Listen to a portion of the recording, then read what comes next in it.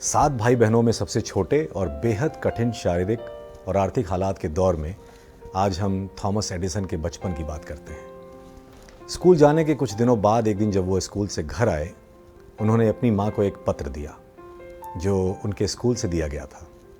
उन्होंने कहा कि ये लेटर स्कूल के प्रिंसिपल ने दिया है और कहा है कि अपनी माँ को जाके ये लेटर दे देना।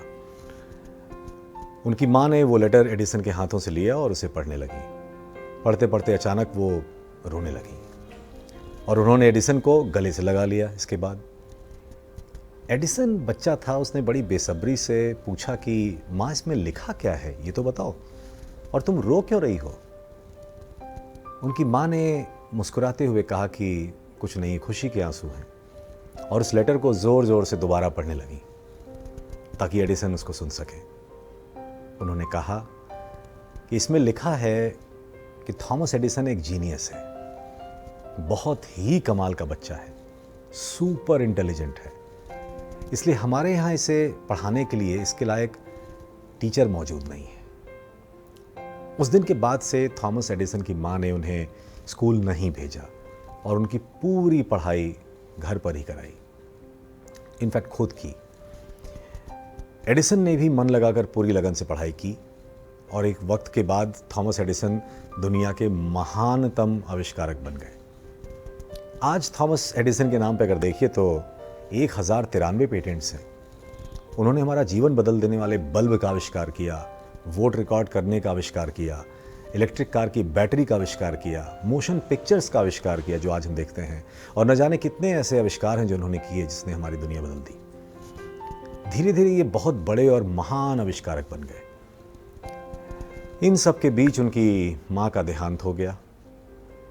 एक दिन एडिसन घर की सफाई कर रहे थे तो उन्हें माँ के लॉकर में वो पेपर मिला जो बचपन में उनकी माँ को उनके स्कूल के प्रिंसिपल ने दिया था। उन्होंने इस पेपर को खोला। उस पेपर में लिखा था कि आपका बेटा मानसिक रूप से बेहद कमज़ोर है, हम इसे अपने स्कूल में नहीं पढ़ा सके। इस बात का हमें ज़रा भी अफसोस भी नहीं है क्योंकि ये पढ़ने लायक नहीं है। इसकी वजह से अन्य बच्चों की पढ़ाई और क्लास के वातावरण पर बेहद खराब असर पड़ता है। पढ़ाई लिखाई इसके बस की बिल्कुल नहीं, इसे अपने घर पर रखिए। थॉमस एडिसन की आंखों में आंसू आ गए। वो लेटर पढ़ते पढ़ते वो ज़मीन पर बैठ गए। उन्हें समझ आ गया कि उनकी माँ ने दरअसल कितना बड़ा काम किया है। उन्हें एक एक लम्हा याद आया जब उनकी माँ उनको सीखने का हौसला दिया करती थी, उनके साथ लगी रहती थी, उनको अपना व्यक्तिगत सर्वश्रेष्ठ देने के लिए प्रेरित करती थी। अगर उनकी माँ ने उस दिन वो पेपर सही सही पढ़ दिया होता तो शायद थॉमस एडिसन इतने बड़े इन्वेंटर नहीं बन पाते, शायद इतने सारे आविष्कार इस दुनिया में नहीं आते, शायद हमारा जीवन वैसा ही नहीं होता जैसा है। हम कई बार लोगों को ऐसे शब्द कह देते हैं जिससे वो अंदर तक टूट जाते हैं।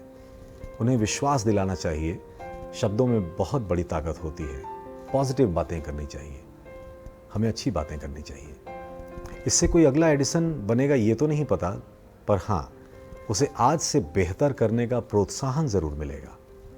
सचिन तेंदुलकर, अमिताभ बच्चन, माइकल जॉर्डन और खुद एडिसन, ये सब सही वक्त पर सही शब्दों से मिले प्रोत्साहन से ही महान बने।